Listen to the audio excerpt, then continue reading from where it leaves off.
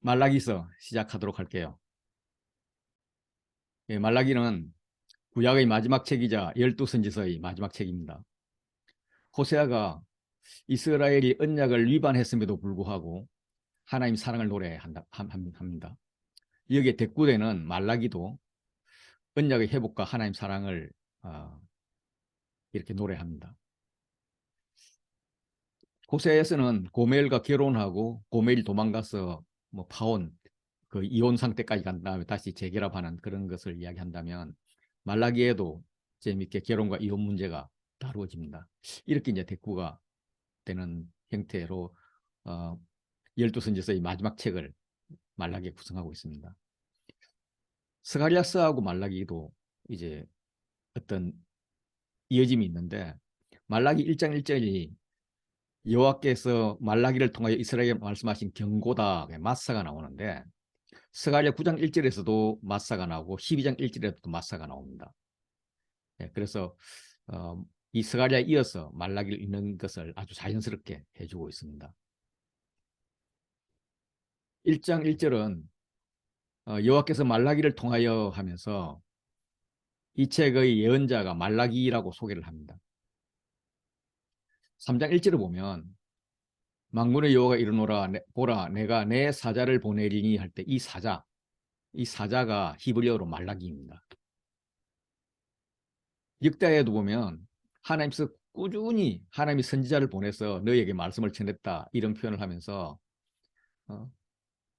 여호와께서 그의 백성과 거하시는 곳을 아끼사 부지런히 그의 사신들을 그의 백성들에게 보냈다. 그런데 그 백성들은 이 하나님의 사신들을 비웃었다 할 때 이 사신 이게 말라기입니다. 그래서 일부 비평학자들은 말라기는 선지자의 이름이다. 다시 말해서 역사적 인물이 아니다. 단순히 나의 종, 나의 사신을 의미하는 그런 일방 명칭이고 실제 저자는 익명의 어떤 사람일 것이다 라고도 말합니다. 보편적으로 우리는 그냥 말라기가 선지자의 이름으로 생각하고 있습니다. 말라기는 시대를 이야기해 주지 않습니다. 그런 내용을 보면 개략적인 시기를 알 수가 있습니다. 1장 6절부터 10절에서는 이렇게 희생제물을 바치는 것 이런 식으로 제사가 드려짐을 알 수 있습니다. 3장 1절을 보면 주가 갑자기 그의 성전에 임할 것이다. 성전이 존재하고 있습니다. 3장 3절에도 절기가 지켜지고 있음을 알 수 있고요. 이 제사장들이 성전에서 업무를 제대로 수행하지 않는 것에 대해서 책망이 많이 나옵니다. 그래서 성전은 이미 완공이 되었고 제사장 제도가 수립되었는데 이 제사장들에게 부정도 많이 나타나고 막 재물을 소홀히 바치고 뭐 이런 걸 봐서 이것은 스룹바벨 성전이 완성된 516년에서 상당히 시간이 흘러서 그런 시점으로 추정을 할 수 있습니다. 특히 1장 8절에 보면 총독이라는 단어가 나오는데 이거는 페르시아 시대의 기록입니다. 페르시아 시대에 썼던 것, 그렇게 느헤미야나 에스라, 다니엘에 나오는 그런 단어가 되는 겁니다. 그리고 이제 여기서 이제 뭐 다루는 제사장 제도라든지 뭐 11조라든지 이방인하고 결혼이라든지 이런 죄의 모습은 에스라나 느헤미야가 개혁하고자 했던 그런 죄들입니다. 그래서 에스라가 BC 458년에 귀환했고 느헤미야가 444년에 귀환을 했기에 고시대와 비슷할 것으로 그렇게 보고 있습니다. 당시 예루살렘은 상황이 매우 힘들었습니다. 열악했습니다. 포로 생활을 정리하고 집 버리고 팔았겠죠. 이미 자리 잡았던 그 기반들을 다 포기하고 제2의 출애굽을 하듯이 기대와 소망을 품고 예루살렘으로 돌아왔지만 그들에게 닥치는 것은 현실은 고통과 궁핍뿐이었습니다. 2장 11절을 보시면 이방 신의 딸과 결혼하는 장면이 나옵니다. 이방 여인들과 결혼하고 그들의 문화를 받아들였습니다. 그 결과 혼혈 아이들이 태어났고 그들의 종교 역시 혼합 종교가 되었습니다. 이방의 유력자와 결혼하고 무역함으로써 부를 축적하는 그런 자들이 많이 나타나기 시작했습니다. 그렇게 부를 축적한 부자, 강자는 품꾼의 싹스에 대해서 억울하게 하고 과부와 고아를 압제하고 나그네를 억울하게 합니다. 그들은 나그네의 정체성을 잃고 이방 방식을 따라서 부를 축적한 것입니다. 그 결과 사회적 부조리가 만연했습니다. 그래서 그들이 말하는 것을 말하기를 모든 악을 행하는 자는 여호와의 눈에 좋게 보이며 그에게 기쁨이 된다, 이런 푸념을 합니다. 그래서 정의의 하나님 어디 계시냐, 이렇게 한탄했습니다. 경제적으로도 궁핍했습니다. 그들이 성전도 재건했지만은 기대하는 복은 주어지지 않고 메뚜기가 토지 소산을 먹어 없애버리는, 밭의 포도나무 열매가 기한 전에 떨어져 버리는 이런 흉년과 재해가 계속 있었습니다. 거기에다가 적들의 위협도 컸죠. 페르시아 제국의 초창기에는 귀향을 장려했지만은 돌아와서 보니까 그 땅에서 기득권을 가지고 있던 그 자들은 그 땅의 기득권을 지키려고 위협을 했습니다. 지방 관청에서 그들의 정책을 도와줘야 되는데 오히려 토착 세력과 더 친했고 토착 세력의 뇌물을 받았습니다. 이런 상황에서 말라기는 표제에서 경고로 시작을 합니다. 그리고 마지막 끝에 요약적 근면을 하는, 경고를 하는 이런 인클루지오 괄호 구조로 되어 있고요. 그 사이에 6개의 논쟁이 있습니다. 그래서 이스라엘을 향한 하나님의 사랑에 관한 논쟁이 있고, 그리고 제사장들의 영적 상태에 대해서 논쟁이 있습니다. 이것은 이제 1장은 재물을 이야기하고 2장 1절부터 9절은 제사장의 직분 문제를 다루고 있습니다. 그리고 그들의 거짓, 이제 더 정확히 이야기하면 배신이죠. 배신에 관한 논쟁이 있습니다. 돌아간다는 것, 정의의 논쟁이 있습니다. 그들은 규례를 지키지 않았습니다. 여기에 대한 논쟁을 하는데, 그 논쟁에 대해서 하나님께서 예를 드는 것은 11조 봉헌물입니다. 자, 여기까지 와서 보면 시작은 사랑에 관한 논쟁으로 시작을 해요. 그러면 믿음, 소망, 사랑 뭐 이런 신앙적인 문제인가 보다, 이렇게 생각이 되는데, 바로 이어지는 제사장들의 영적 상태, 여기에 재물 이야기가 나옵니다. 바로 돈 이야기예요. 이스라엘의 거짓 배신 이 문제도 왜 이방 여인과 결혼하느냐? 예. 그쪽이랑 정략 결혼해가지고 무역하고 장사하고 이권 챙기고 이런 돈의 문제였어요. 3장을 시작하면서 벌이는 이 규례를 지키지 않는 것, 11조 문제예요. 봉헌물 문제예요. 다 돈의 문제예요. 그래서 마지막으로 하나님의 공의에 대해서 정말 신의 정의가 있는가, 신이 계신가 하는 이런 논쟁이 있는데, 그것도 따지고 보니까 더 부자 되게 해주세요. 그런 마음으로 하나님을 섬겼어요. 명령을 지키는 척 했어요. 그 앞에서 막 슬픔을 표현하면서 금식 기도를 했어요. 그러니까 거기에 대해서 하나님의 응답이 있을 수가 없죠. 그래서 그렇게 따지는 겁니다. 이 치사한 이 이스라엘 유다에 대해서 하나님께서 참 친절하게도 그들의 이야기를 듣고 대답해주고 막 이렇게 하고 있습니다. 각 논쟁들이 질문과 대답으로 되어 있는데, 이거는 서기관들이 자주 사용하는 교육 형식입니다. 논쟁적이지만 교훈적 토론을 하는 방법입니다. 먼저 이야기를 끄집어내요. 여기서 책망하고 비난을 하죠.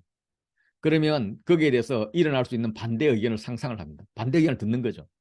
그 다음에 그 반대 의견을 이렇게 어, 무효화시킬 수 있는 본래 주장의 중요한 진리를 입증하면서 세부적으로 반박해 나가는 겁니다. 1장 2절부터 5절은 하나님께서 내가 너희를 사랑했다 이렇게 했더니까 그들이 주께서 어떻게 우리를 사랑하셨나이까 이러면서 하나님께 대드는 거예요. 하나님은 조건 없이 야곱을 사랑하고 에서를 미워했다라고 말씀을 하세요. 하나님께서 나를 공개함이 어디 있느냐, 나를 두려워함이 어디 있느냐 이렇게 한탄을 하시자 백성들은 우리가 어떻게 주의 이름을 멸시했습니까? 어떻게 주를 더럽혔습니까? 이렇게 배척을 합니다. 뿐만 아니라 흠없는 재물을 드린다고 뭐라 하니까 이 흔없는 재물 이거 고르는 게 얼마나 번거로운지 아십니까? 그냥 대충 드시면 되죠. 이러면서 실제로 흠없는 재물을 드렸습니다. 여호와께서 사랑하시는 성전을 더럽혔기 때문에 하나님은 너희의 제사와 제물을 받지 않는다라고 했더니 그 봉헌물을 받지 않는 게 어찌 됨이니까 이렇게 따집니다. 그래서 하나님은 그들의 형제와 어려서 맞이한 아내에 대한 거짓 배반에 대해서 반복적으로 말씀을 하세요. 너희가 말로 여호와를 괴롭하였다 라고 하나님께서 한탄하시니까 우리가 어떻게 여호와를 괴롭혀드렸습니까? 이렇게 따져요. 우리가 보니까 악인이 오히려 부자로 살고 있네요. 정의의 하나님이 어디 계십니까? 이러면서 하나님에 대한 기대를 가지지 않습니다. 너희가 나의 규례를 떠났다. 그러니까 나에게로 돌아오라. 그러면 나도 너희에게 돌아갈 것이다. 이렇게 하나님이 우리 같이 만나서 응? 예배 드리자, 이야기하자, 화해하자 이렇게 말씀했는데 우리가 어떻게 돌아가야 하리까? 이렇게 이야기하는 거예요.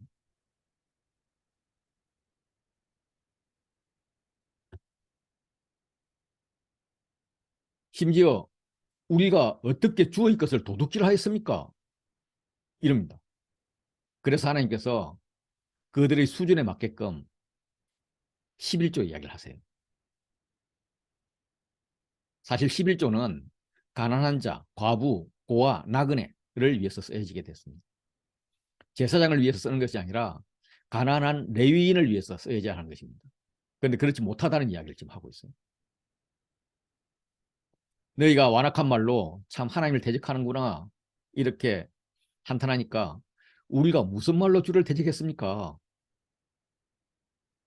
이렇게 하나님의 마음을 이해하지 못합니다. 그들은 하나님을 섬기는 것이 헛되다라고 생각을 하고 그들은 하나님의 명령을 지키면서 슬프게 이렇게 슬픔의 금식기도 했는데 이게 우리에게 무슨 유익이 있습니까? 하고 푸념을 합니다. 모든 것을 그들은 유익, 돈과 결부시킵니다. 그래서 하나님께서 여호와의 날에 의인과 악인을 분별할 거다라고 말씀을 하시죠.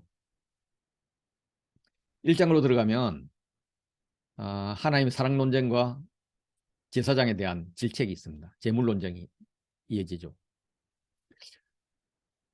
표제인 1장 1절을 보시면 여호와께서 말라기를 통하여 이스라엘에게 말씀하신 경고라라고 합니다. 이 경고는 기본적으로 이방인을 향한 말씀입니다. 유다에게 쓰인 경우는 여호와의 말씀보다도 훨씬 강한 이미지, 그 이미지로 짐 부담이 됩니다. 그래서 이 말씀의 중개자로서 있는 말라기는 상당히 부담과 고통이 있다는 말입니다. 이 경고의 말씀은 스가랴서 9장에도 나오고 12장에도 나왔습니다. 그래서 아까도 말씀드렸지만은 스가랴서를 읽고 말라기를 이어서 읽는 것을 아주 부드럽게 해줍니다. 그런데 왜 이렇게 열두 선지서의 마지막 부분을 이렇게 경고로 하실까? 그들은 바벨론이라는 이 도시 생활을 포기하고 약속의 땅에 성전을 재건하기 위해서 예루살렘을 돌아온 대단한 믿음의 사람들이었습니다. 그런데 그들 앞에 있는 삶은 축복이 아닌 고난이었죠.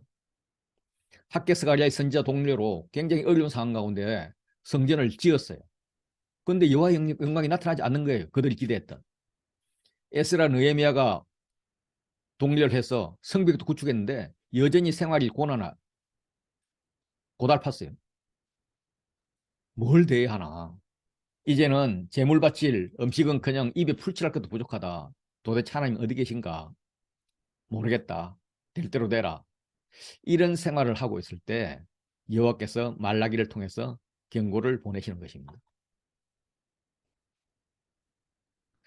때는 바벨론 포로에서 귀환해서 아주 고난의 삶을 살고 있을 때입니다. 차라리 바벨론에 있으면 좋았을 걸, 뭐 이런 생각을 했겠죠. 그래도 선지자들이 나타나서 그들이 동료에 순종해서 성전까지 지었는데 성벽도 구축했는데 그들의 삶은 풀리지 않는 거예요. 도대체 하나님은 계신 것인가?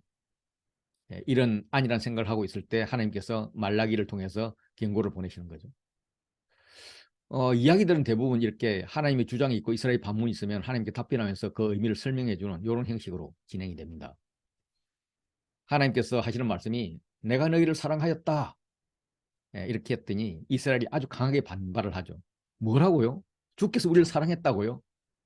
어떻게 사랑하셨습니까? 무엇으로 알 수 있습니까? 이렇게 묻습니다. 그들이 살아가는 현실에서 하나님의 사랑을 발견할 수 없다는 푸념이고 하나님의 사랑에 대한 의심입니다.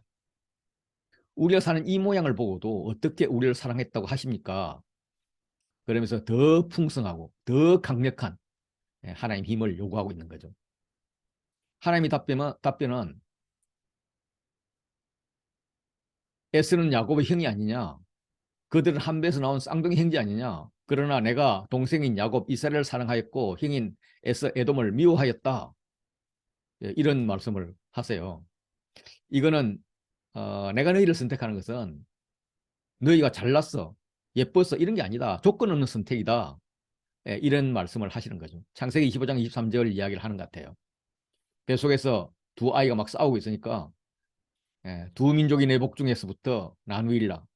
이 족속이 저 족속보다 강하겠고 큰 자가 어린 자를 섬기리라 했던 이 말씀을 말씀하시는 거죠. 하나님의 선택은 전적으로 하나님의 결정이라는 겁니다. 선택되는 자의 조건이나 상태에 근거하지 않았다는 그런 이야기, 무조건적 사랑을 표현하고 있어요. 말라기 1장 2절 3절을 어떻게 해석하는 게 좋을까? 사도 바울이 로마서에서 말라기 1장 2절 3절을 해석하고 있어요. 그걸 통해서 누가 이스라엘인가? 육체의 혈통을 따르는 것이 아니라 하나님의 선택을 따르는 것이 이스라엘이다. 이런 걸 증명하는 문구로 써요. 그래서 로마서 9장 6절을 보면 바울은 변호사로서 하나님의 신실함을 의심하는 자에 대해서 반박을 합니다. 그래서 의심자는 하나님이 신뢰할 수 없다. 왜냐하면 하나님이 이스라엘에게 한 말씀이 이루어지지 않았다. 실패했기 때문이다. 라고 말하는 거죠. 그래서 거기에 대해서 바울은 하나님 말씀은 실패하지 않았다. 라고 말해요. 그런데 의심자는 왜 실패하지 않았어? 이스라엘은 하나님께 버림을 받았어. 그래서 아직도 예수를 믿지 않는 거야. 그거는 하나님의 계획이 실패받은 거야. 그랬을 때 바울은 이스라엘은 버림받지 않았다라고 합니다. 왜냐하면 이스라엘의 민족이라고 혈통이라고 그들에서 난 자가 다 이스라엘이 아니기 때문이다라는 거예요. 그러면서 이제 창세기 21장 12절에 아브라함의 씨가 다 그의 자녀가 아니라 오직 이삭으로부터 난 자라만 내 씨다. 육신의 자녀가 하나님의 자녀가 아니라 약속의 자녀가 씨로 여김을 받았다. 그래서 육신의 자녀는 이스마엘이고 약속의 자녀는 이삭이다. 이삭의 두 자녀 중에도 씨는 하나님이 정하셨다 하면서 말라기 1장 2절 3절 말씀을 인용을 하는 거예요. 그 약속의 말씀은 리브가가 이삭 한 사람으로 인해서 임신을 했는데 뱃속에 쌍둥이를 잉태했는데 그 자식들이 아직 나지도 않고 뱃속에 있을 때, 다시 말해서 어떤 선이나 악을 행하지 않았을 때 큰 자가 어린 자를 섬기라 이렇게 말씀하셨다는 거예요. 여기서 육신의 자녀는 에서이고 약속의 자녀는 야곱이라는 겁니다. 이것은 택하심을 따라되는 하나님 뜻이지 어떤 행위나 뭐 이런 거로 말미암지 않고 오직 부르심, 택하심 이거로 이루어진다는 거예요. 부르심과 택하심을 받은 자만 자녀가 될 수 있다 이런 말이에요. 그래서 말라기에서는 내가 야곱을 사랑하고 에서를 미워하였다라고 기록하고 있다는 겁니다. 이 말은 내가 너희를 택하였어. 너희는 나에게 선택받은 사람이야. 이런 말입니다.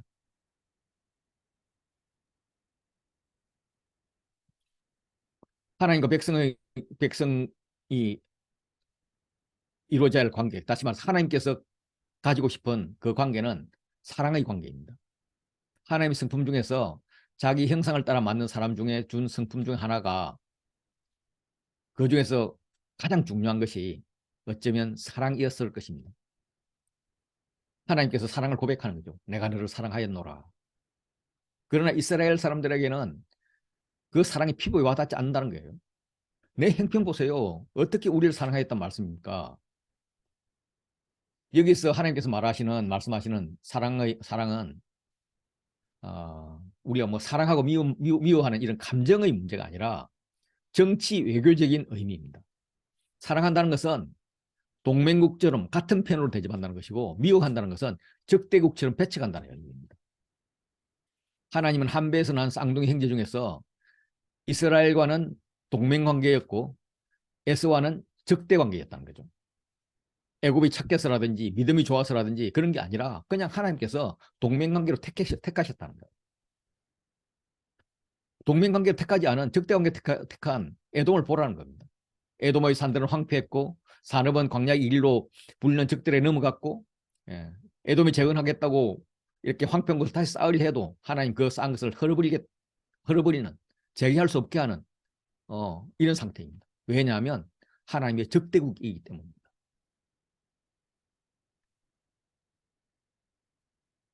그래서 사람들이 그들을 일컬어 악한 지역이라고 합니다. 여호와의 영원한 진노를 받은 백성이라고 합니다. 왜냐하면 그들은 너희 이스라엘이 망할 때 아수르나 바벨론 편에 붙어서 너희를 괴롭혔기 때문이다. 그래서 에돔은 하나님 뜻을 거스르는 존재의 상징이 되었습니다. 형제를 힘으로 짓밟았습니다. 악한 지역, 악한 나라, 악한 땅이라는 의미를 가지게 되었습니다. 반면에 야곱은 민족이 아니라 하나님의 선택을 신뢰하며 살아가는 백성을 상징하게 됩니다. 백성들이 이렇게 물을 거예요. 하나님, 우리 유다는 여전히 가난하고 굶주림 가운데 있습니다. 이렇게 했을 때 왜 그렇게 되었느냐 하면 너희는 세관이 틀려서 그래. 뭐가 귀하고 뭐가 중요한지 몰라서 그러는 거야. 돈, 힘, 권력이 중요한 게 아니야. 중요한 것은 하나님과 동맹관계에 있느냐 없느냐는 거지. 하나님과 동맹관계에 있으면 하나님께서 함께 하셔. 그러면 그 다음 일들이 풀려. 네, 이렇게 얘기합니다. 그래서 이방 나라들과 똑같이 아수르와 바벨론에 의해서 멸망되었지만 그래도 너희는 다시 나라를 회복하고 있지 않냐. 내가 회복의 길을 계속 제시하고 있지 않냐. 그래서 너희는 여호와가 행하시는 걸 보고 여호와께서는 이스라엘뿐만 아니라 국제적인 일도 주관하는 분이다. 이스라엘 지역 밖에서도 크시다. 이렇게 고백할 거라는 거예요. 예. 하나님 마음은 너희가 하나님이 이스라엘 지역 밖에서도 큰 분이 될 수 있도록 통로가 되어줬으면 좋겠다. 열방의 제사장이 되었으면 좋겠다. 이런 말씀을 하시는 겁니다. 두 번째 논쟁은 말라기 논쟁 중에 가장 긴 논쟁입니다. 1장 6절부터 14절은 재물에 대한 말씀이고 2장 1절부터 9절은 제사장 직분에 대한 말씀인데 이 재물에 대한 논쟁이 레위기 표현과 비슷합니다. 전체적으로 레위기 22장 17절부터 25절과 같이 고발이 있고 또 구체적인 세부화된 그런 고발이 있습니다. 그리고 끝이 흠 있는 동물 이야기로 끝을 맺습니다. 그래서 말라기의 말씀은 레위기의 말씀을 다른 표현으로 한 것이라 그렇게 보면 될 것 같습니다. 만군의 여호와의 말씀이 계속 반복이 됩니다. 말라기 전체가 55절밖에 되지 않는데 만군의 여호와라는 표현이 무려 24번 나옵니다. 두 절마다 한 문꼴로 나오는 거예요. 하나님께서 처음에는 점잖게 여호와의 말씀이라고 하세요. 1장 1절에도 2절에도 5절에도 여호와의 말씀이라고 해요. 그런데 6절 이후부터 여호와가 만군의 여호와로 넘어갑니다. 만군의 여호와는 모든 군대의 하나님이다 이런 의미예요. 어떤 대적으로부터 또 백성을 구하고 보호할 수 있는 그런 능력의 하나님이다. 다윗이 골리앗과 싸우러 갈 때 사용했던 성호가 만군의 하나님입니다. 모든 군대를 거느린 완전한 힘을 가진 주인 중의 주인, 그 주인 중의 주인으로서 지금 이스라엘에게 말하는 것입니다. 언제든지 무력을 쓸 수 있음을 암시하고 있습니다. 왜 무력을 쓸 가능성을 보여주며 말하는 것일까? 이스라엘이 하는 짓이 해도 너무 괘씸하기 때문입니다.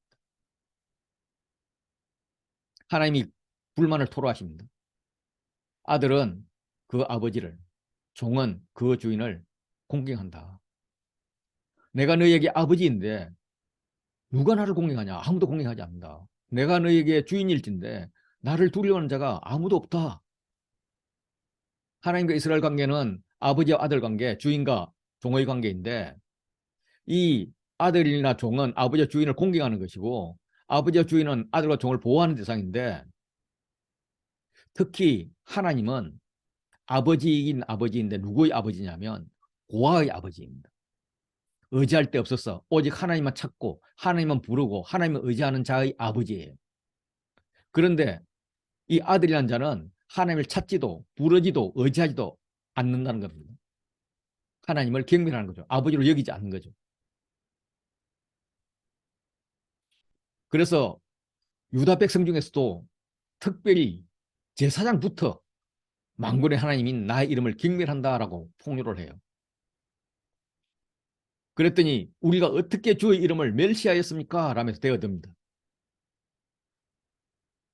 이어서 경멸, 경멸이라는 단어가 반복이 되고 있어요.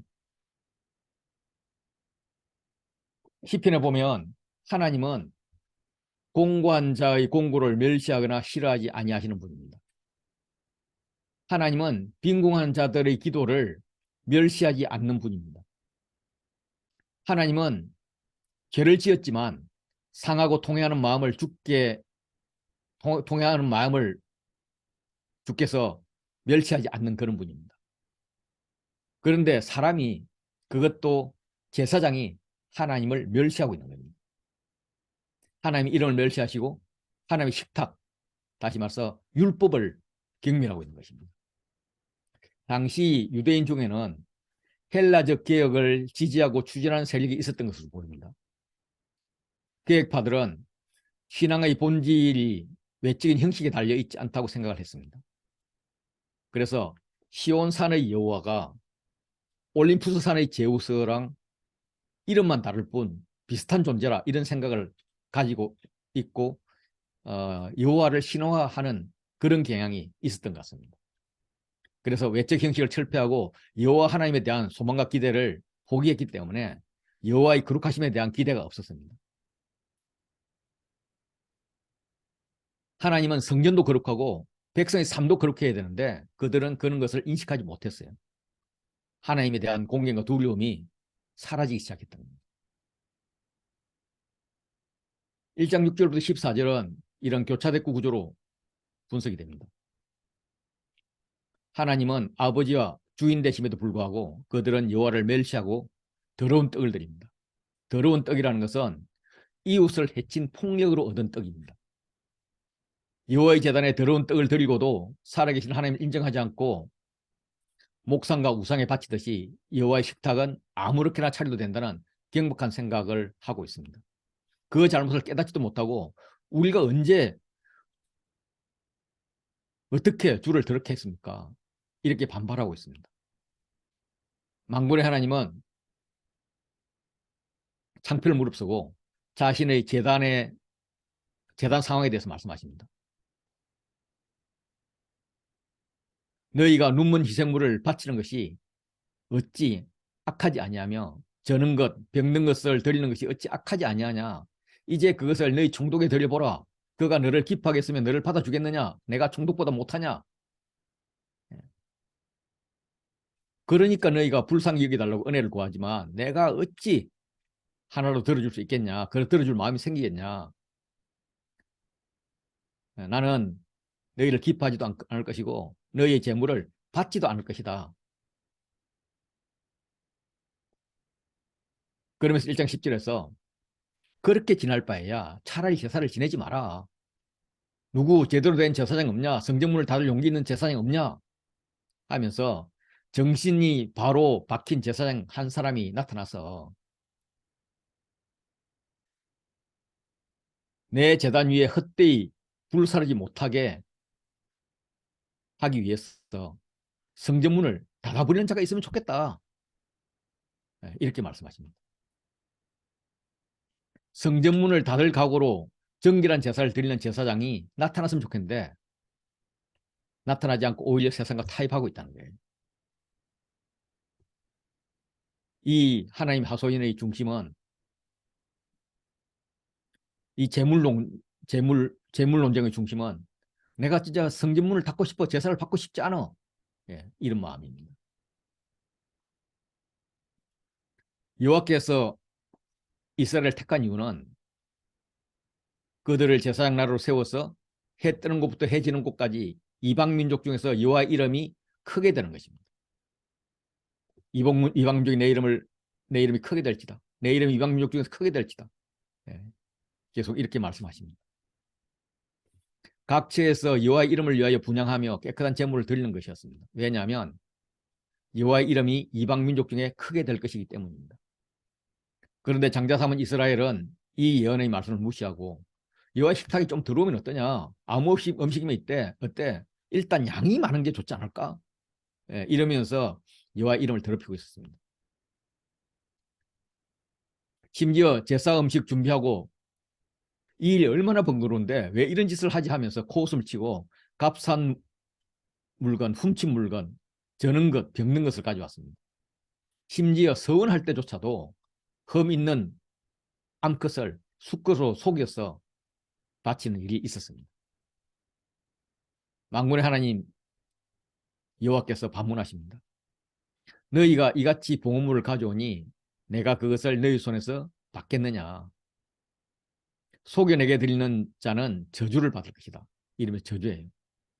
왜냐하면 여호와는 큰 임금이기 때문입니다. 온 땅의 임금. 예. 그래서 유다 백성이 아무리 그 이름을 더럽히려고 할지라도 여호와 이름은 이방 민족 중에서 거룩한 이름이 될 것이다. 두려워하는 이름이 될 것이다. 이렇게 말씀하세요. 1장에서 종족에 드리는 예물과 비교하면서 제사장이 드리는 그 예물의 형태를 규탄했다면 2장에서는 제사장의 직무의 근원인 레위 언약에 근거해서 제사장 형태를 규탄합니다. 그리고 배반에 대한 논쟁이 있고 돌아간다는 그 정의의 논쟁이 있습니다.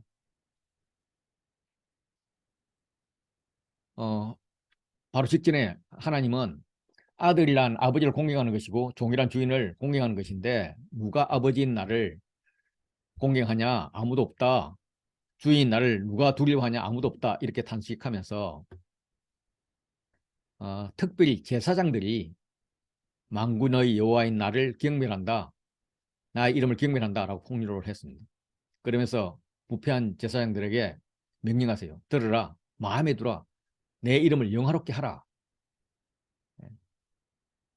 그리고 경고하죠. 내 이름을 영화롭게 하지 않으면 내가 너희에게 저주를 내릴 것이다. 너희의 복을 저주할 것이다. 아니 내가 이미 저주했다. 왜냐하면 너희가 그것을 마음에 두지 않고 있기 때문이다. 이렇게 이야기를 합니다. 이게 이제 레위기 26장과 신명기 28장에 나오는 축복과 저주문 비슷한데 제사장이 받은 복을 저주로 만들 것이라는 말입니다. 제사장의 직무가 복이 아니라 어려움이 될 것이라는 말이기도 하지만 어쩌면 제사장이 백성들에게 하는 축복의 메시지가 오히려 저주로 바뀐다는 말이 될 수도 있습니다. 왜 이렇게 저주를 하느냐 하면 이미 저주가 되었느냐 하면 너희가 그것을 마음에 두지 않았기 때문이야 라고 말씀하세요. 피시베인이라는 학자는 말라기가 의도적으로 민수기 6장에 나오는 제사장 축복문을 가져와서 축복을 저주로 뒤집어서 저주한 것이라고 그렇게 주장을 합니다. 야곱에게 조건 없이 하나님께서 축복하셨습니다. 그런데 선택받은 야곱이 축복받은 야곱이 하나님의 명령을 따르지 않으면 그 축복이 저주로 바뀔 거라는 겁니다.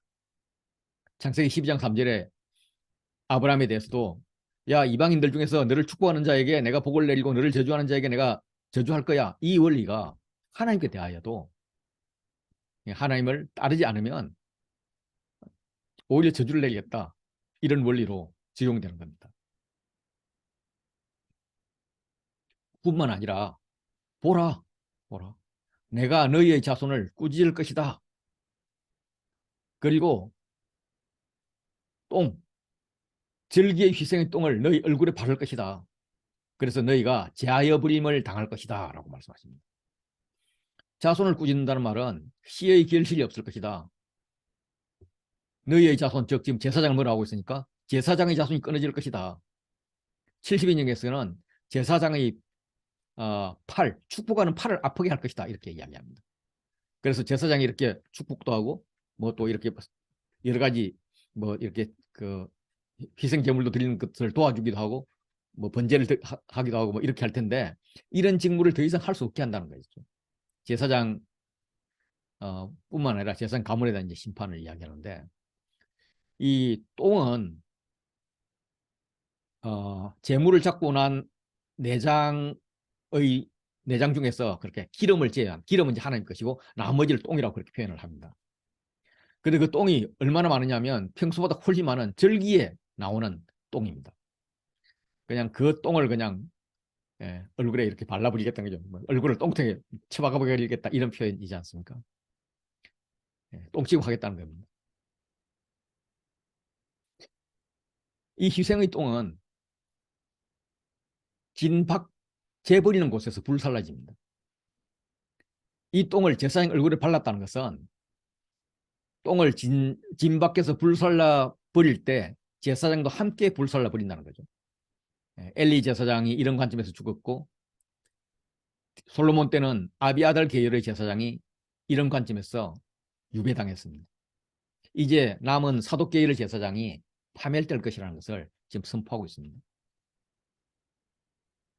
제사장들이 왜 지금 이런 어려움을 당하고 있는지 진단하면서 어떻게 해야 될지를 제시를 하고 있는데 말라기서 2장 1절부터 9절은 교체됐고 구조입니다. 그래서 제사장들이 부패했고 이미 징계를 받고 있다.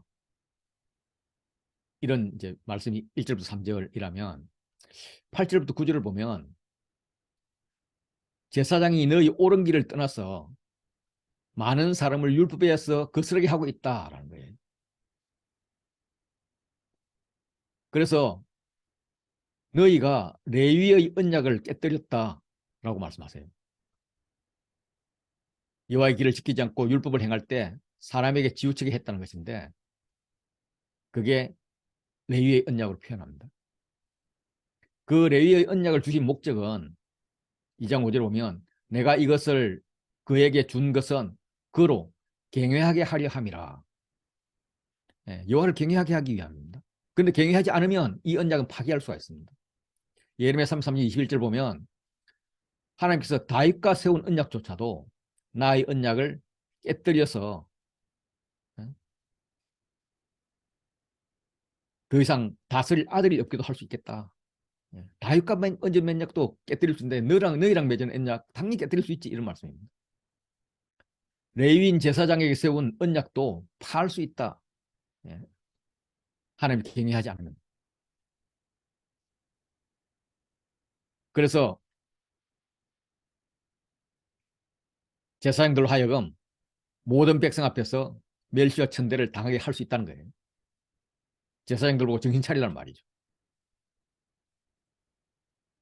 하나님께서 들으라, 마음에 두라, 내 이름을 공경하라. 이런 명령을 제사장이 내릴 이유는 레위와 세운 나의 언약이 항상 있게 하기 위함입니다. 레위와 세운 언약은 지게 가면 그와 함께 있던 나의 언약, 그 언약은 생명과 평강의 언약이었습니다. 생명과 평화는 언약의 결과이고 비느하스에게 주신 말씀입니다. 이것은 이사야나 에스겔을 보면 모든 백성에게도 해당되는 화평의 언약입니다.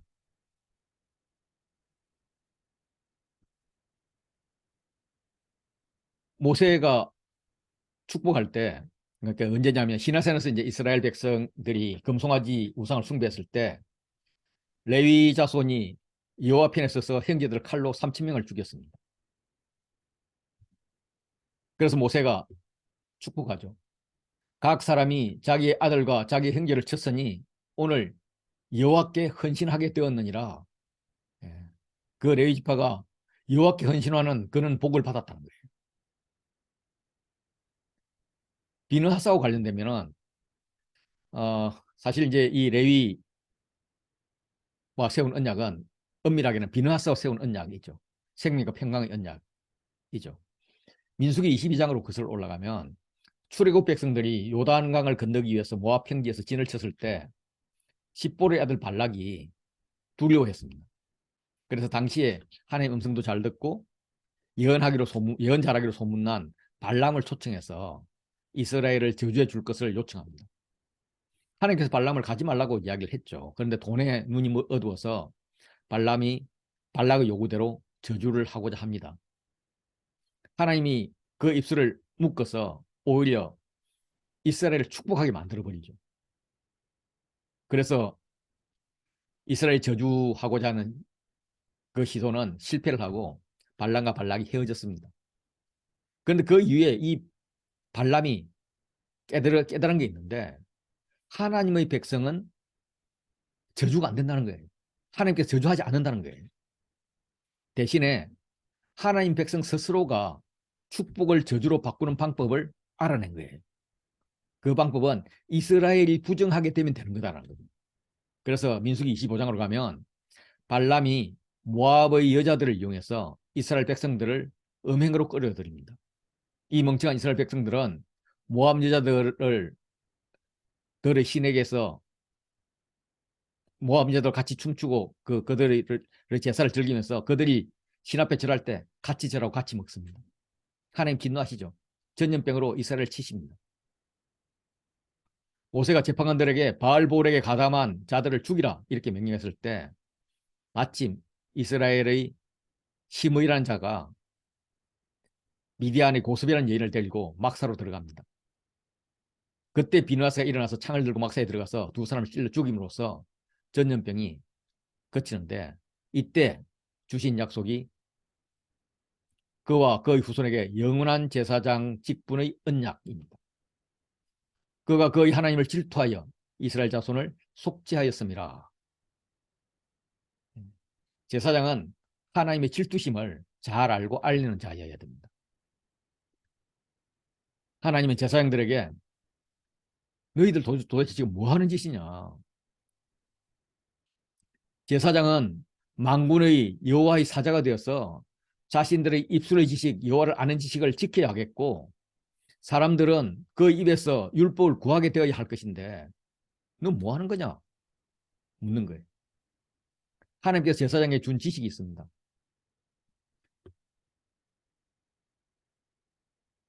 레위기 10장 10절에서는 거룩하고 속된 것을 분별하고 부정하고 정한 것을 분별합니다. 그래서 어떻게 그들이 정기를 유지할 것이며 어떻게 그들이 거룩함으로 들어갈 것인지를 이렇게 경계를 그어주는 거죠. 그리고 그렇게 되는 정결을 유지하면서 부정하지 않으면서 여호와께 나갈 수 있는 이 방법을 이 규례를 이스라엘 자손에게 가르치는 것입니다. 제사장은 만군의 여호와의 사자로서 하나님 주신 지식을 잘 사용해서 사람들이 율법을 지켜서 패망하지 않도록 해야 하는데 지금 상황은 오히려 제사장이 부패에 앞장서 있다는 거예요.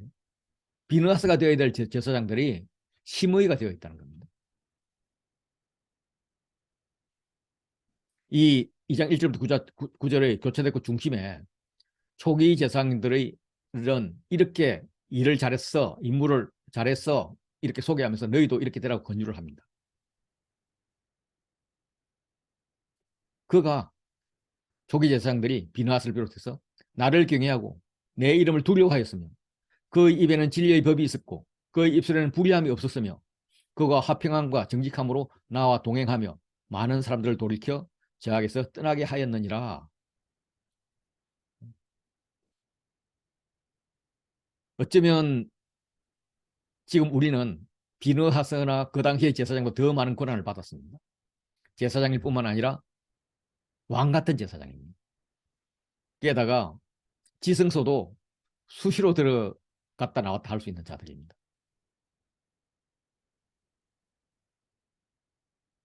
우리가 이런 일들을 해야 되는 거죠. 하나같이 부담스럽고 불가능해 보이는 단어들입니다. 그러나 이걸 하겠다고 우리는 나서는 거죠.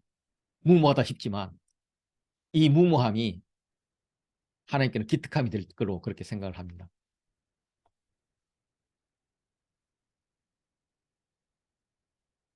하나님께서는 이스라엘 봉헌물을 돌아보지도 않고 받으시지도 않으십니다. 2장 13절 14절은 백성들에게 행한 질문 중에서 세 번째인데 어찌 됨이니까 앞에 내용을 보면 봉헌물을 받지 않는 것이 어찌 됨이니까 이런 이야기입니다. 이 왜 안 받느냐 하는 것을 풀어가는 핵심 단어는 거짓, 거짓을 행했다, 배신했단 말이에요. 배신을 하고 배신을 했다. 이런 배신으로 끌고 갑니다. 이 배신은 거짓은 개론, 정치, 제사 규정, 사회 현실 뭐 이런 일상에서의 거짓말, 배반을 말합니다. 하나님과의 관계에서는 신실하지 못한 그런 반역을 이야기하고요. 언약과 함께 쓰이면 언약을 파괴하고 깨뜨리는 것을 말합니다. 지금 이야기하는 거짓의 핵심은 뭐냐면 이방신의 딸과 결혼한 문제, 어려서 맞이한 아내와 관련된 겁니다. 어려서 맞이한 아내를 배신했다는 거예요. 여호와의 아들이 이방신의 딸과 결혼함으로써 여호와를 배신했다는 겁니다. 조상의 언약을 욕되게 했고 가정한 일을 했고 성결을 욕되게 했다는 거예요.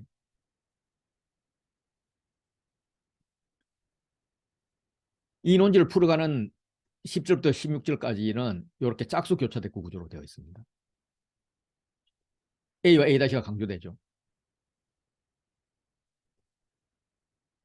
A를 보면 유다 백성인 우리는 한 아버지를 가졌다.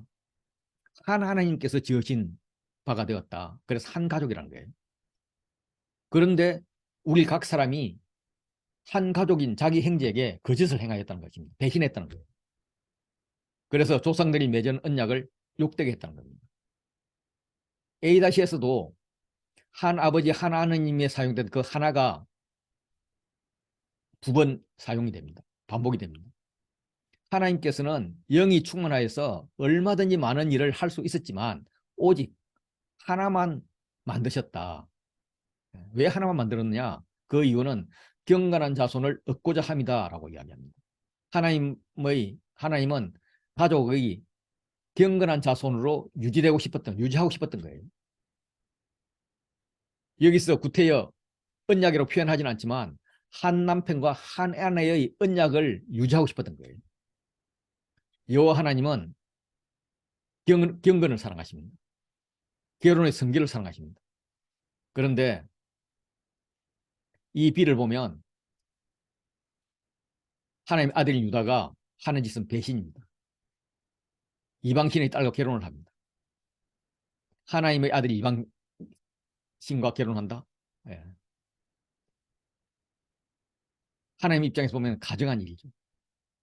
여호와가 그렇게 지키고 싶어 했던 그 사랑하시는 성결을 욕되게 한 것입니다. 그런데 그게 구체적으로 뭐냐? 비다시가 밝히는 것은 너가 어려서부터 여호와를 정인으로 세우고 서약한 그 아내, 그 아내를 배신하고 이방신에게 갔다는 거예요. 그래서 C와 C다시에서 경고합니다. 이 일을 행하는 사람에 속한 자, 이방에 결혼과 관련된 자들인데 깨는 자가 있습니다. 사람을 자극하고 선동해서 이방과 결혼하라고 이렇게 부추기는 그런 자들입니다. 대답하는 자가 있는데 이것은 선동에 호응하는 자들입니다. 느헤미야 시대 때 산발랏이나 도비야 이런 사람들이 이 깨는 자에 속하는 것 같습니다. 자기 딸들을 유다 사람들에게 주죠. 이 이방인 결혼과 관련된 자들은 선동하는 자든지 응답하는 자든지 그것은 물론이고 만군의 여호와께 제사를 드리는 자일지라도 여호와께서 야고보의 장막 가운데서 끊어버릴 것이다. 너는 더 이상 이스라엘이 아니야 라고 말씀하십니다. 이방 여자와 결혼한 것을 이방 신의 딸과 결혼했다고 표현하고 있습니다. 왜냐하면 그들이 이방 여자와 결혼한 것도 가정한데 어처구니 없는 일을 한다는 거예요. 그 일은 눈물과 울음과 탄식으로 여호와의 제단에서 제사를 드리는 겁니다. 이거는 회개의 눈물과 울음이 아니라 하늘의 여왕을 숭배하고 뒷무서를 섬기는 그런 여인들의 제2활동입니다. 이방 예배의 풍습을 그대로 여호와의 제단에 가져오는 그런 거죠. 감정 잡고 분위기 잡아서 신을 자기 폐스로 막 끌어들이려는 그 인간의 헛된 시도들입니다. 당연히 여호와께서 이런 자들의 봉헌물을 돌아보지 않을 것이고 기꺼이 받지 않으실 것입니다. 그럼에도 불구하고 유다 백성들은 항의하는 거죠. 너희는 이러기를 어찌 됨이니까 왜 봉헌물을 받지 않습니까? 이렇게 항의하는 거죠. 나름껏 정성껏 준비했고 막 감정 잡아서 예배 분위기도 만들었고 그렇게 막 드리는데 왜 받지 않느냐는 거죠. 하나님은 영이 충만하셨지만 충만하게 많이 만들지 않고 오직 하나만 만들었다. 이것은 경건한 자손을 얻고자 합니다. 경건한 자손을 찾고 계신다. 그렇기 때문에 심령을 지켜서 경건을 유지해라. 구체적으로는 어려서 맞이한 아내에게 거짓을 행하지 말아라. 배신하지 말아라. 이렇게 요구하고 있습니다. 하나님은 이혼과 학대를 미워하십니다. 그래서 심령을 상가지켜 거짓을 행하지 말라고 두 번째 말씀을 하십니다. 나는 이혼하는 것과 옷으로 학대를 가리는 자를 미워하노라 해서 이 나는은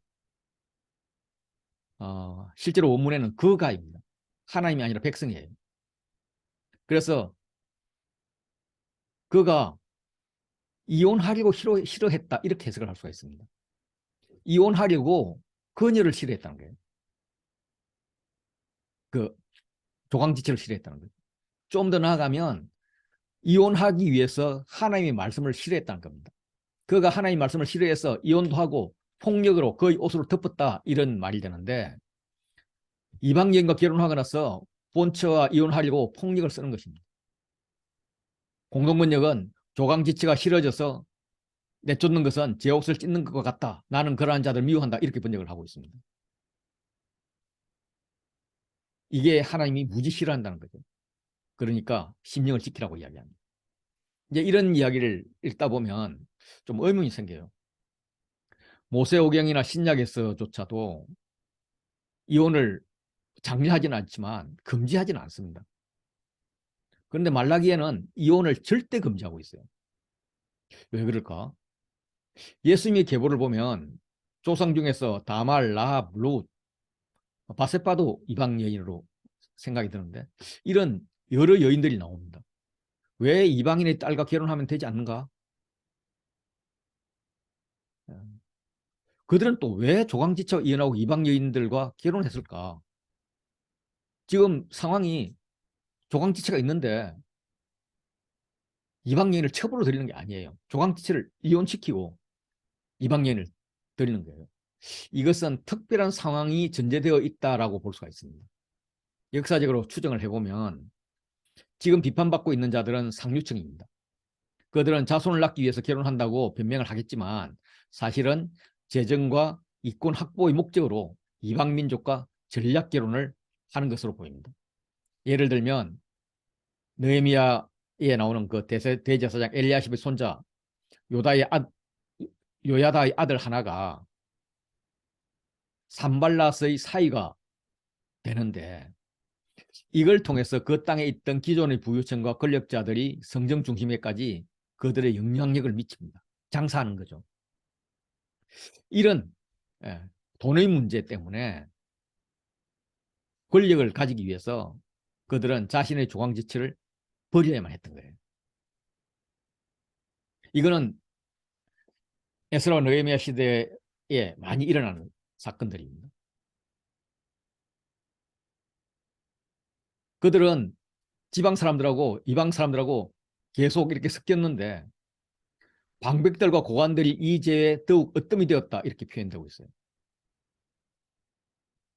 그들은 소위 세계화를 시도한 거예요. 그런데 세계화가 나쁜 건 아니죠. 다말, 라합 다 세계화의 결과니까요. 그런데 하나님이 요구하시는 세계화는 열방을 여호와의 백성화하는 것입니다. 다말과 라합이 여호와의 백성이 되는 거예요. 그런데 지금은 거꾸로 유다가 이방화되는 세계화를 하고 있습니다. 그래서 이방 여인과 결혼한 것을 이방 신의 딸과 결혼했다라고 표현을 합니다. 그래서 여호와께 드리는 제사에까지 이방 신에 드리는 제사의 풍습이 지금 들어오고 있는 거예요.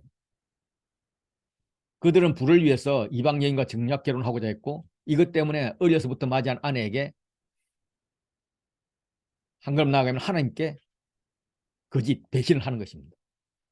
그래서 하나님께서 배신하지 말라고 강조를 하세요.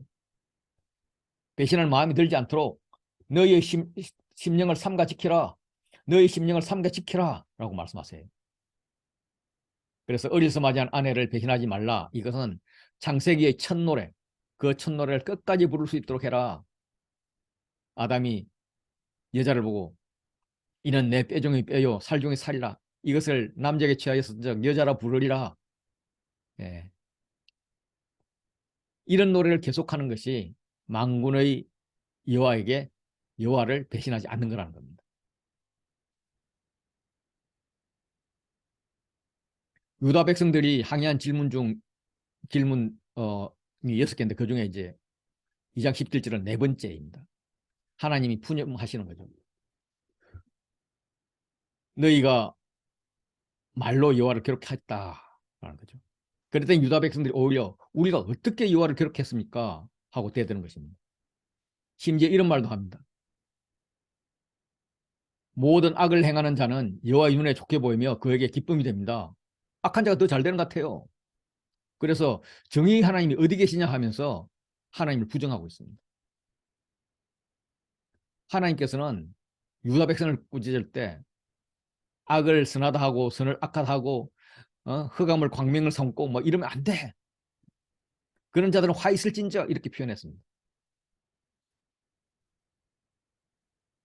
이 말을 알면서도 역으로 하나님께 항의를 했다면 유다 백성은 지금 하나님을 저주하고 있는 꼴입니다. 무엇이 그들을 그렇게 그들의 마음을 피폐하게 했을까? 이 네 번째 장로는 3장까지 이어지는데 이렇게 짝수 교차된 구조로 되어 있습니다. 이 A는 우리가 어떻게 여호와를 괴롭혀 드렸습니까? 모든 악을 행하는 자는 여호와의 눈에 좋게 보이고 그에게 기쁨이 됩니다. 정의 하나님 어디 계십니까? 이런 말인데 이걸 이제 A-랑 같이 대꾸를 해보면 여호와는 변하지 아니하시나니 이렇게 시작합니다. 다시 말해서 요 행위들은 요거는 바른 말로 간단히 표현하면 하나님 변하셨어요. 여호와가 변하셨어요. 이런 말이 된다는 거예요. 하나님께서는 공의의 하나님이었고 악인을 징벌하시고 의인을 보호하는 분이었는데 변해도 너무 변해서 악을 행하는 자들을 좋게 보고 기뻐하십니다. 이런 표현인 거예요. 그러나 하나님은 분명히 했어요. 나 여호와는 변하지 않았다. 3장은 돌아간다는 것 그리고 정의에 대한 논쟁이 있고 규례를 지키지 않은 것에 대한 논쟁, 공의 논쟁이 이제 이어집니다. 3장 1절은 보라 내가 내 사자를 보내리니 그가 내 앞에서 길을 준비할 것이요. 이것은 출애굽기 23장 20절 내가 내 사자를 내 앞서 보내서 길에서 너를 보호하며 너를 내가 예비한 곳을 이르게 하리니 이게 두 개 비슷합니다. 2장 17절에서 정의의 하나님 어디 계시냐 하면서 백성들이 한 의심이 정의가 아닌 것 같아요. 왜냐하면 3장 1절에 보면 하나님께서 내가 보내겠다 그리고 오겠다 이렇게 언급을 하거든요. 그래서 구약에서 참 많은 곳에서 하나님께서 오시겠다 임재하겠다는 언급이 많음에도 불구하고 백성들은 하나님이 정말 오실 것인가 그 하나님 임재에 대한 기대가 그렇게 없었던 것 같아요. 그래서 말라기는 출애굽기의 말씀을 의도적으로 사용함으로써 옛적에 하나님께서 주의 백성을 위해서 파견했던 주의 사자가 다시 파견될 것임을 지금 선포하고 있습니다. 출애굽 때처럼 놀라운 일이 이루어질 것을 기대하게 하는 거죠. 하나님께서 언약의 사자를 보내서 그 앞에서 길을 준비하게 하실 것입니다. 그리고 주가 임하시는데 심판의 주로 임하십니다. 그가 오실 때는 이제 여호와의 길을 준비할 사자를 미리 보낼 것이고 갑자기 성전에서 임하실 것이고 언약의 사자로 임할 것인데 이분은 백성들이 구하였고 사모했던 그런 분입니다. 그래서 이 사자와 언약의 사자에 대한 해석이 다양해요. 보내는 자와 보내심을 받은 자가 같은 이라고 해석을 하는 분은 삼위일체로는 기반이라고 주장을 합니다. 사자는 엘리야 혹은 말라기 자신이고 언약의 사자는 여호와 하나님을 보기도 합니다. 마태복음 누가복음에서는 예수님이 세례자 요한을 소개하면서 인용한 말씀입니다. 그래서 보라 내가 내 사자를 내 앞에 보내노니 이렇게 나오는데 그 앞에 보낸 사자는 세례자 요한이고 성전에 임하시는 분은 예수님 자신이라는 그런 말씀입니다. 마가복음은 선지자 이사야의 글이라고 이야기를 하면서 실제로는 이 말라기 3장 1절 말씀 혹은 출애굽기 23장 20절 말씀을 이렇게 인용을 합니다. 물론 이사야 4장 30절 말씀도 같이 포함되어 있지만 여기에서도 표현은 예수님이 오실 것을 준비하는 요한을 표현하고 있습니다. 길을 준비하러 보내심을 받은 자는 세례자 요한이고 임하시는 분은 예수님이라는 거죠. 이런 기본적인 이해를 가지고 보시면 될 것 같습니다. 그가 오시면 그가 임하시면 누가 능히 당하리요 누가 능히 서리요 이렇게 표현을 하는데 마치 인재앙 때 그 마지막 재앙 때 굴과 산들 그 바위 틈에 숨은 자들이 외치는 소리가 같습니다. 누가 능히 서리요 아무도 설 수 없다고 외칩니다. 이런 외침이 요 비에 해당되는 데서 나오는데 이 비다시를 보면 왜 이렇게 외치는가 하는 것이 좀 이해가 됩니다. 3장 1절에서 두 번 또 2절에서 이렇게 임하실 것이다 하는 이 임하심이 나오는데 3절, 5절에 봐도 임할 거라고 이야기를 해요. 임하는 목적은 내가 심판하러 너에게 임한다는 거예요. 심판을 올 거니까 큰일 난 거죠. 그 심판의 대상자는 점치는 자, 간음하는 자, 거짓 맹세하는 자, 그리고 하나님을 경외하지 않는 자들입니다.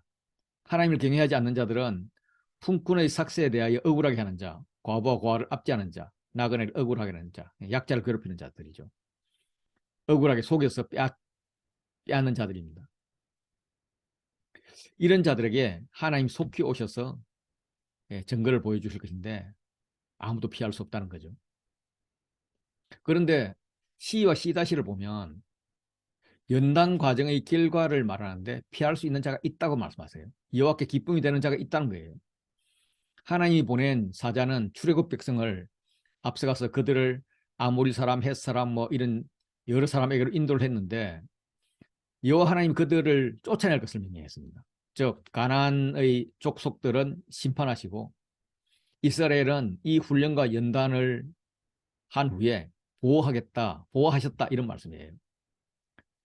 자기 백성의 훈련에 있어서 하나님은 마치 금을 연단하는 자의 불 같을 것이고 표백하는 자의 재물 같을 것입니다. 그 연단과 표백은 대상을 완전하게 하는 거죠. 그 연단의 대상이 레위 자손인 겁니다. 그들은 금은같이 연단될 것인데 그렇게 연단되면 깨끗하게 되면 그 결과 그들이 공의로운 재물을 여호와께 드릴 것이라고 합니다. 하나님도 유다와 예루살렘의 봉헌물을 과거와 같이 기쁘게 받을 것이라고 합니다. 2장 17절에서 모든 악을 행하는 자는 여호와의 눈에 좋게 보인다. 그에게 기쁨이 된다. 이렇게 백성들은 투덜거렸어요. 그런데 실상은 연단을 받아서 깨끗하게 된 자가 바치는 봉헌물은 여호와께 기쁨이 될 것이다. 이렇게 말씀하는 겁니다. 그래서 성도는 연단되고 훈련되어야 된다는 거죠. 여호와는 변하지 않습니다. 변하지 않기 때문에 신실하시기 때문에 야곱의 자손들도 소멸되지 않을 것이라고 말씀하십니다. 3장 7절은 돌아오라 돌아가리라 돌아가리까 이렇게 돌아오라가 강조됩니다. 하나님은 유다가 조상 때부터 하나님이 규례를 떠나 지키지 않았기 때문에 하나님도 유다를 떠났다고 말씀하십니다. 그래서 너희가 나의 규례로 나에게로 돌아오라. 그리하면 나도 너희에게 돌아가리라고 말씀하십니다. 그랬더니 유다가 반항하기를 우리가 어떻게 하여야 돌아가릴까? 이렇게 배치기를 합니다. 그들은 여호와를 떠나지 않았다고 생각하기 때문에 돌아오라 하는 말씀이 이해되지 않는 겁니다. 우리는 이미 성전에 와 있습니다. 그러니까 여호와께서 성전으로 들어오시면 됩니다. 이런 입장에 있는 거예요. 그래서 3장 8절에 하나님께서 구체적인 예를 드십니다. 사람이 다른 사람도 아닌 어찌 하나님 것을 도둑질 하겠느냐. 인간이라면 할 수 없는 거지. 그런데 나의 것을 누가 도둑질 했느냐면 너희가 도둑질 했다. 그러고도 말하기를 우리가 어떻게 주의 것을 도둑질 하였나이까 이렇게 하는데 너희가 온 나라가 도둑질한 것은 나의 것인데 그거는 11조와 봉헌물이다 라고 이야기를 합니다. 이 11조와 봉헌물 이 이야기는 이미 1장 13절 14절에서 언급을 했었죠. 야 너희가 정말 병든 것 바치고 훔친 것 바치고 막 이런 걸 가지고 왔다. 막 받고 한다. 흠 있는 거 가져왔다. 이렇게 말씀하시죠. 지금 하나님께서는 규례로 이야기를 시작했어요. 그러면서 어디로 이끄느냐 하면은 인간에게 하나님 행세를 하고자 하는 만몬, 돈의 신을 문제를 꼬집는 거예요. 너희 곧 온 나라가 저주를 받는 이유는 나의 것을 도둑질 하였기 때문이다. 라고 구체적으로 꼬집는데 그게 그들이 가장 잘 이해할 수 있는 것이 돈이었던 거죠. 예. 슬픈 일이죠. 오늘 우리에게도 가장 잘 이해되는 건 돈으로 이야기하면 가장 잘 이해가 되니까요. 만군의 여호가 말씀하십니다. 너희의 온전한 11조를 창고에 드리라. 근데 이제 온전한 11조 이것은 원어에 보면 온전한 11조가 아니라 모든 11조입니다. 그 영어 성경도 보면 all, whole. 다시 말해 이 온전한 모든 11조는 곡식이나 포도주, 소, 양 이렇게 11조를 드리도록 규정된 모든 것을 다 가져오라라는 거예요. 그런데 이제 이 개역 한글에서 온전한 11조를 번역해가지고 그냥 불필요한 오해, 뭔가 또 온전해야 될 것 같은 이런 것을 좀 초래하고 있어서 좀 비판을 받는 편입니다. 말라기는 제사장에게는 부정적이고 레위인에게는 호의적입니다. 왜냐하면 레위인은 가난한 자이기 때문입니다. 신명기는 내 성읍에 거주하는 레위인은 너희 중에 분깃이나 기업이 없는 자이니 저버리지 마라 하면서 이 레위인을 위해서 11조가 사용되어야 함을 강조하고 있습니다. 그리고 11조는 이렇게 11조를 먹고 즐기고 하는 것은 내 하나님 여호와를 경외하기를 항상 배울 것이니라. 이게 하나님 경외와 결부되어 있습니다. 그래서 11조는 첫째는 하나님을 경외하는 것, 하나님에 대한 신뢰이고 둘째는 가난한 자를 섬기는 거예요. 그래서 이 3장 10절의 의미를 다시 한 번 더 읽어보면 너희가 모든 11조를 창고에 가지고 와서 나의 집에 레위인과 과부와 고아와 나그네가 먹을 양식이 있게 하라. 그러면 내가 하늘 문을 열고 너희에게 복을 쌓을 곳이 없도록 붙지 않는지 보라. 이런 이야기예요. 이어서 내가 너희를 위해서 메뚜기를 금하고 토지소산을 먹지 못하게 하고 보호하실 것이다. 보호하실 거다. 풍림과 평화를 약속하시는 겁니다. 결국은 성전이 부자되게 하는 게 아니라 너희가 진짜 돈을 모아서 가난한 자를 돌봤어야 되는데 오히려 너희는 가난한 자들을 착취하고 있어. 그게 나에게 도둑질하는 거야. 이런 말씀을 하는 겁니다. 11조는 뭐고 어디에 사용될 것인가? 11조는 10분의 1 이야기입니다. 10분의 1. 예, 땅의 소산의 10분의 1을 여호와의 성물로 인정하는 거예요. 신명기 14장에는 두 가지 11조가 있습니다. 매년 11조가 있고요. 매 3년 끝에 드리는 11조가 있습니다. 어떻게 해석해야 될 것인가? 11조에는 많은 질문들이 있습니다.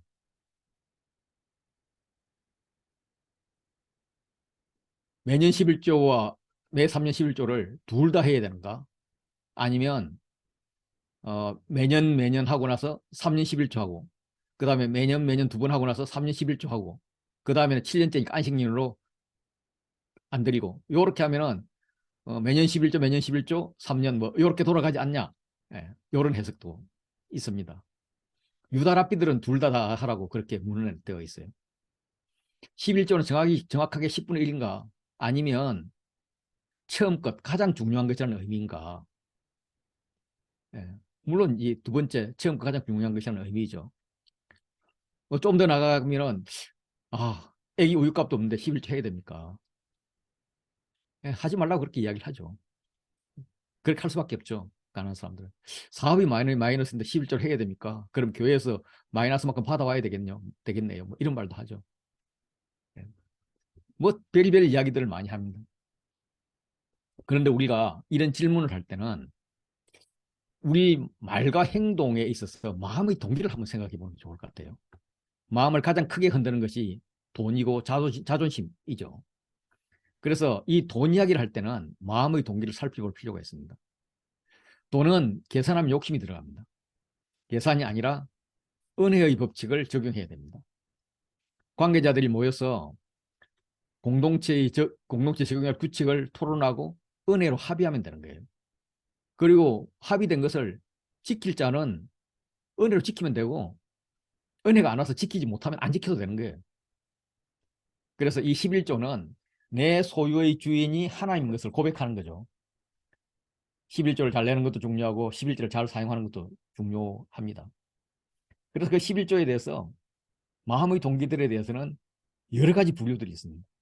그거에 대해서 제가 다 설명을 하면 한 2, 30분 걸릴 것 같아서 그냥 넘어갈게요.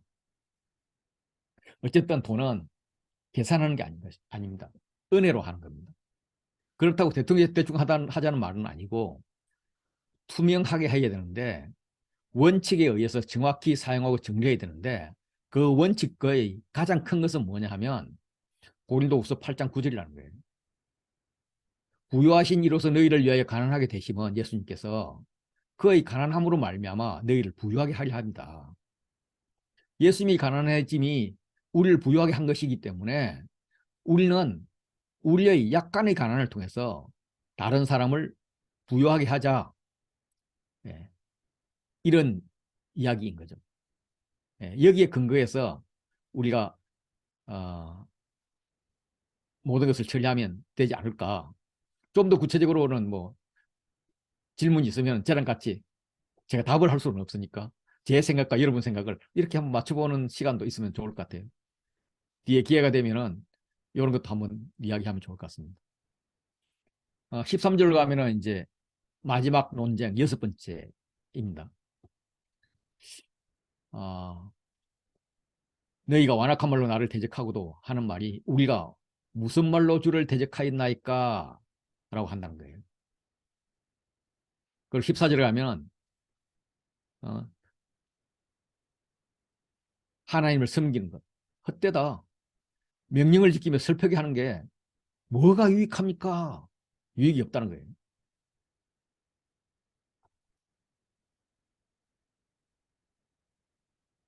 그래서 순종이 무익하다 이렇게 이야기를 하는데 근데 이 유익이라는 게 근본적으로 뭐냐 하면 전쟁과 같은 방법으로 얻은 이익, 전리품을 유익이라고 합니다. 부당하게 얻은 이익을 유익이라고 해요. 그러니까 하나님 입장에서는 유익이 있으면 안 되죠. 이런 거는 부정하게 만든 거니까. 또 그들이 뭐라고 하느냐 하면 교만한 자가 돈 더 많이 버네요. 악하는 자들이 더 잘 되네요. 하나님을 시험하는 자가 하나님이 가르치는 대로 하지 않는 자가 오히려 잘 되네요. 화도 면하지 않네요. 이렇게 이야기를 하는 겁니다. 벌써 유익에 대한 개념이 틀리기 때문에 이런 말을 하게 되는 거죠. 그래서 하나님이 없다. 예. 오히려 하나님 안 계신 게 더 유익한 것 같다. 이런 말을 한다는 거예요. 그들은 자기들 나름대로 여호와의 명령을 지키고 금식하고 슬픔을 표현했는데 하나님이 반응이 없다는 푸념이에요. 2장 13절에서도 같은 말을 했죠. 예. 너희가 그렇게 눈물고 울음과 탄식으로 여호와의 제단을 가린다. 그러니까 내가 복음을 돌아보지 않는 것이다. 받지도 않는 것이다. 예, 이렇게 이야기하는 거예요. 그들이 이방신의 딸들과 결혼하더니 심지어 이방 풍속을 여호와께 드리는 제사에 도입해서 감정을 부추기고 울고 탄식하는 제의를 행하고 있습니다. 하나님께서는 당연히 그들 떠보지도 않는데 유다는 자신들이 잘못하고도 자신들이 노력을 알아주지 않는다고 계속 푸념하고 있습니다.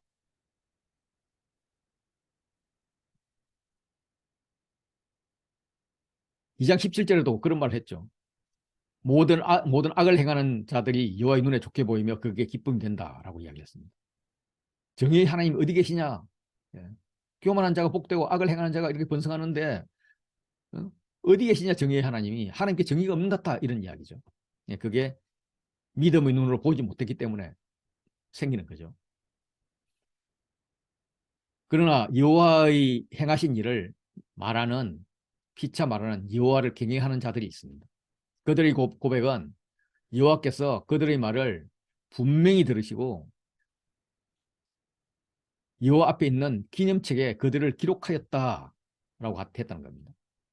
하나님이 들을 것 같지 않다는 푸념에 반박하는 거예요.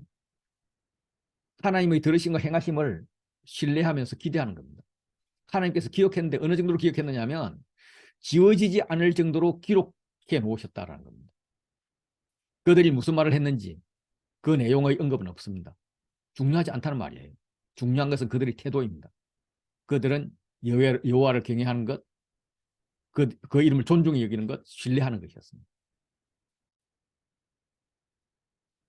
시편 73편을 보면은 정말 여기서 말하는 상황과 같이 악인들이 잘 되는 것을 보고 그나마 하나님의 도를 지키려고 애쓰는 자신은 계속 안 되고 판판이 넘어지는 그걸 보면서 마음이 흔들리기도 합니다. 그러면서 야, 내가 그들처럼 했더라면 어, 오히려 내가 악행을 했더라면 더 잘 될 것을 이런 말을 해요. 그런데 그걸 하나님을 만나고 보니 야, 그거 잘못되었구나. 예, 이런 걸 느꼈다는 거죠. 그래서 정신을 차립니다. 그런 이야기를 지금 말라기가 이야기를 하는 거죠. 정신 차려라라는 거죠. 이 기록한 기념책은 생명책으로 해석하는 분들이 많이 있습니다. 빌립보서 4장 3절이나 요한계시록에 생명책들이 많이 나오죠. 그런데 이제 많은 학자들은 하나님과 언약을 신실하게 지키겠다는 사람들의 서명이 들어있는 책으로 그렇게 해석을 하고 있습니다. 이 책은 출애굽 백성이 송아지 우상을 만드는 것에 대해서 모세가 용서를 구하면 때 처음 등장을 합니다. 하나님, 그들의 죄를 사해 주십시오. 그렇지 않으면 나도 그 기록하신 그 책에서 이름을 지워버려 주십시오. 예, 이런 말을 합니다. 나도 하나님 언약을 신실하게 지키겠다고 서명한 거 다시 취소할래요. 막 이렇게 떼쓰는 거예요.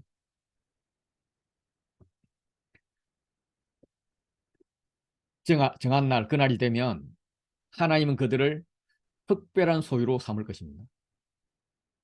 사람이 자기를 섬기는 아들을 아낌같이 내가 그들을 아껴서 보호할 것이다 라고 말해요. 이 특별한 소유는 이제 세굴라라고 하잖아요. 부정한 의미로 사용되면은 자신의 야망과 욕심을 채운 재산 소유를 의미하고 긍정적으로 의미하면 개인이 가장 소중하게 여기는 보물입니다. 왕의 서랍에 있는 가장 귀한 보석 이런 의미입니다. 우리는 하나님께 가장 소중히 여기는 보물인 거죠. 하나님께서 출애굽 백성과 시내산에서 언약을 맺으면서 이스라엘을 모든 민족 중에 하나님의 소유로 제사장 나라로 거룩한 백성으로 삼겠다라고 선포한 말씀입니다. 출애굽 19장 5절 말씀을 인용한 것이죠. 모든 민족 중에서 내 소유가 되겠다. 그때에 너희가 돌아와서 의인과 악인을 분별하고 하나님 섬기는 자와 섬기지 않는 자를 분별하리라 라고 말씀하시는데 이 분별하리라 하는 것은 깨닫게 될 것이다 라는 뜻입니다. 공동번역에서는 그렇게 번역을 하고 있어요. 직역하면 너희가 다시 보게 될 것이라는 거예요. 뭐냐면 하나님의 정의가 어디 갔느냐. 하나님을 섬기는 것이 유익하지 않다. 이랬던 신정론에 대한 잘못된 생각이, 그 생각이 잘못되었음을 보게 될 것이다. 깨닫게 될 것이다. 이런 의미입니다. 4장으로 넘어가면은 이제 공의 논쟁이 계속되고요. 마지막 결론으로 이어지는 6절밖에 안 되는 짧은 이야기인데, 이 4장 1절에 여기 이제 왜냐하면이 생략되어 있습니다.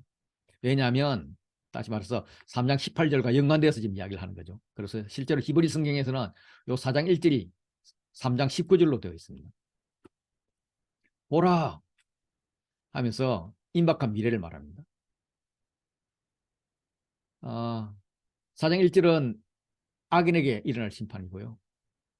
그리고 의인에게 일어날 일이고 악인에게 일어날 일, 이렇게 이어집니다.